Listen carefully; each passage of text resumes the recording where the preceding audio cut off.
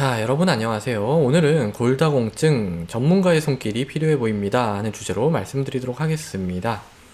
자, 저도 이제 보는 환자분들이 내과 좀 고령층 환자들을 많이 보다 보니까 골다공증 약을 많이 처방을 해요.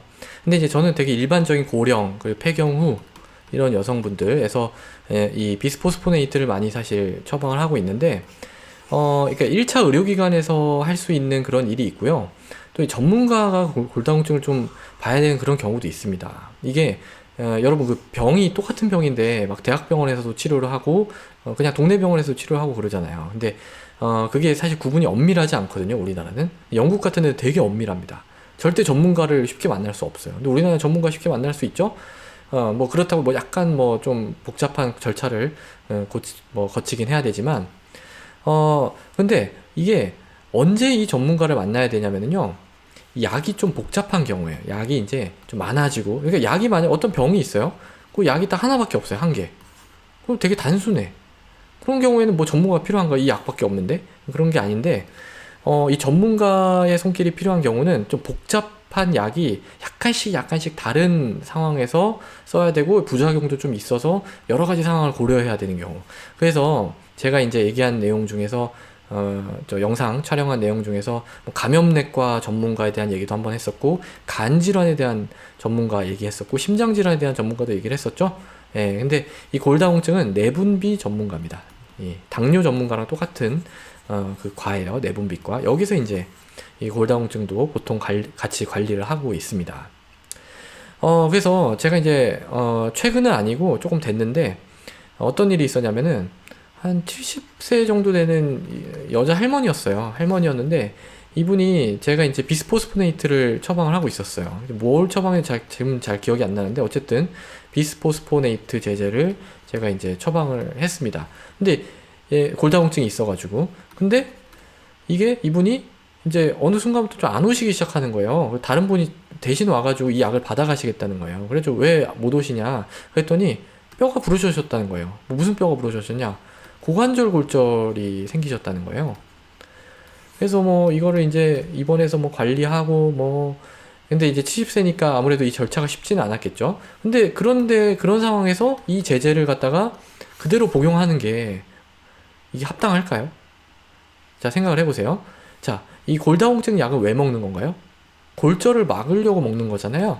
근데 이 약을 먹고 있었는데 고관절 골절이 생겼다니까요.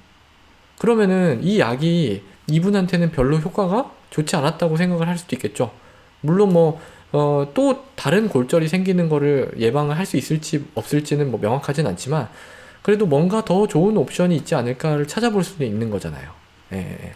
그래서 제가 이제 이거는 이제 전문가 선생님한테 좀 문의를 드렸어요. 제가 아는 선생님이 좀 있어가지고 문의를 드렸더니, 이런 경우에는 요새는 이 데노스맙이라고 하는 약이 나왔습니다. 데노스맙. 예, 이거는 이제 뭐냐면 단클론 항체예요. 단클론 항체. 항체인데 이 약이 이 고관절 골절에 효과가 좋다는 것이 입증이 됐습니다. 물론 뭐 이제 비스포스포네이트 제제 중에서도 이제 뭐 리제드로네이트 같은 리제드로네이트 같은 거는 이제 효과가 좋거든요.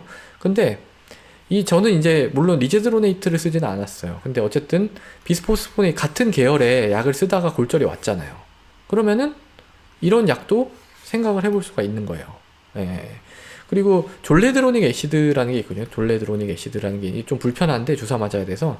근데 이 약이 지금 그 몇 년 전까지만 해도 이 고관절 골절에 대해서 탑이었습니다. 탑. 제일 효과가 좋은 약. 뭐 덤빌자가 없는 그런 강자였습니다. 근데 데노스맙이 이 졸레드로닉 애시드하고의 비교에서도 더 우수한 효과를 보인다고 나타났습니다. 그리고 또 이 졸레드로닉 애시드 같은 경우에는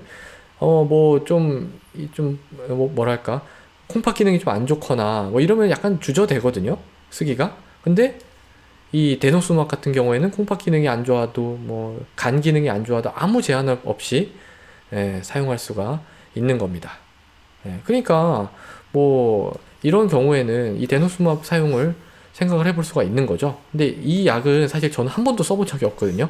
데노스맙이라는 약을 저는 한 번도 써본 적이 없기 때문에 제가 뭐 하기보다는 이거에 이제 뭐 부작용 관리나 뭐 부작용이 별로 없다고 하기도 해요. 그렇지만은 뭔가 경험이 있는 센터에서 조금 전문가가 좀 이 데노스맙 전문가에게 의뢰를 해서 이 데노스맙 같은 약을 처방을 받아서 또 고관절 골절이 다시 생기지 않도록 하는 것이 어떤 치료의 옵션이 될 수가 있겠죠.